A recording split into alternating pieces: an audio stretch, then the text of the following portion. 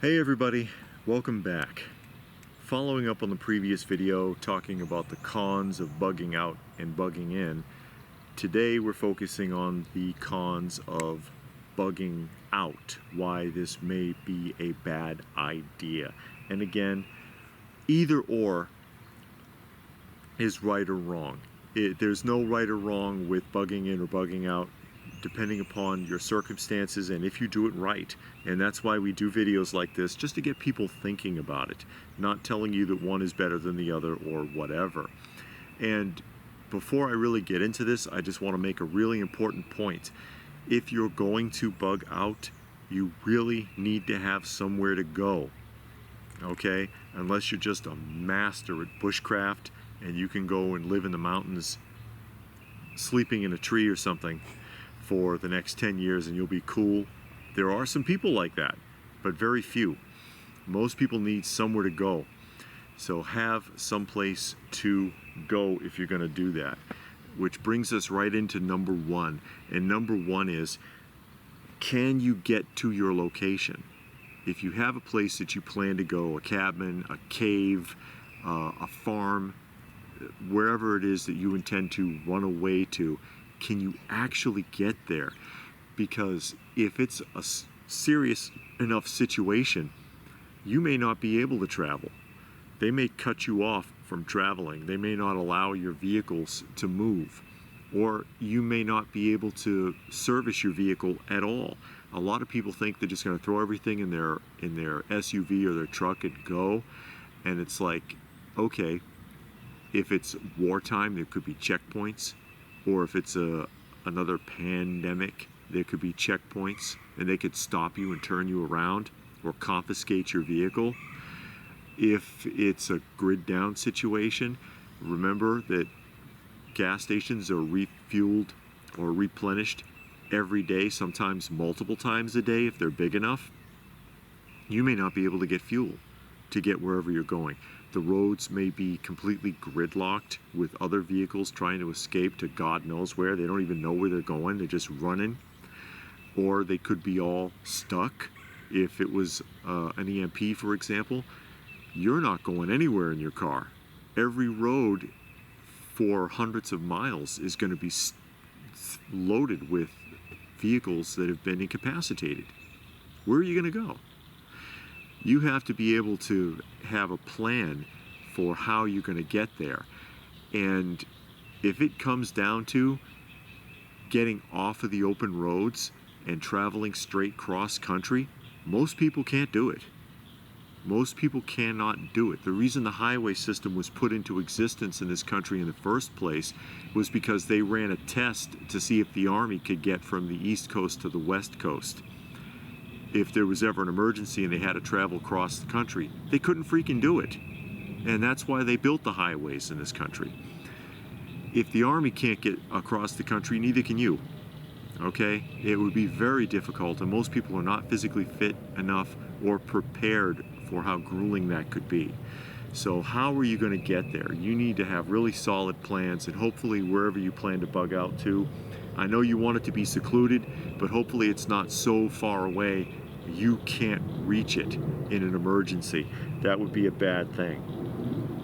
Number two, will you have enough supplies to make the journey? Do you have enough supplies for that trip? Again, most people think they're going to load up their vehicle and go. What happens when you hit that checkpoint and they take your car or send you home? What happens when you can't get fuel at all and you're not even halfway there? All those supplies you loaded into your vehicle, all that food, all that ammo, everything else, you're going to have to leave it. And it's going to be cash and carry, whatever you can carry on your person. Can you get there with just that? Can you manage bringing enough with you to reach wherever it is that you need to go efficiently? It's not that easy. And again, talking about traveling cross country, imagine traveling cross country with full gear. And ammo is heavier than food, by the way.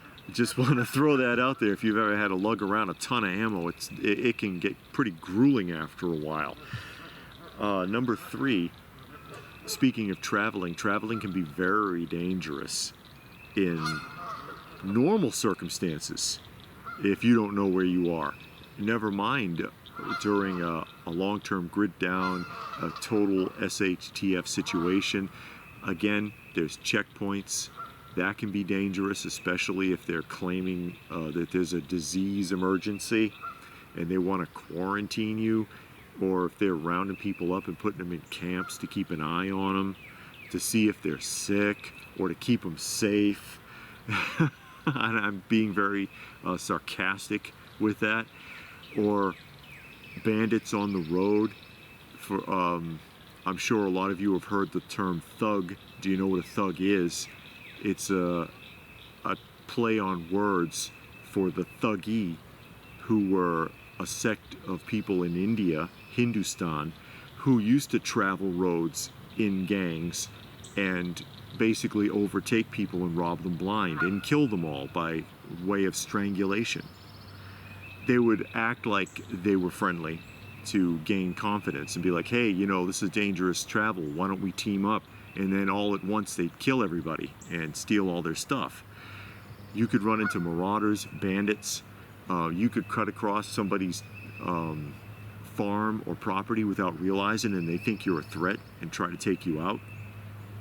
Travel can be extremely dangerous, never mind how treacherous the terrain can be if you are forced to get off of any beaten path to avoid checkpoints or anything like that, or anything official. Do you have any points on any of those before I go on? Yeah, like we were saying, planning is the key. Have an idea for what are you going to do if you cannot drive. And also, I wanted to make the point, because I just saw, I watch a lot of historical videos, and I saw one this week. And in World War I and II, the government, the military, mainly the Navy, were confiscating people's yachts and using it for military missions. And they displayed this guy built it in the early 1900s, and during World War I, the Navy took it and they used it for Navy missions. They gave it back at the end of the war, but then World War II, they took it again, but this time they re-outfitted it with weapons and mounted guns and stuff. By the time that war was over, it was totally destroyed.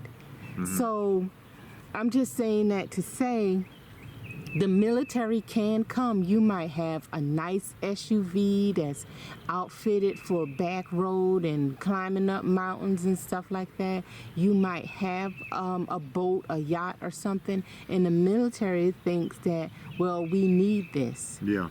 Not you. We need it for our missions and our own plan.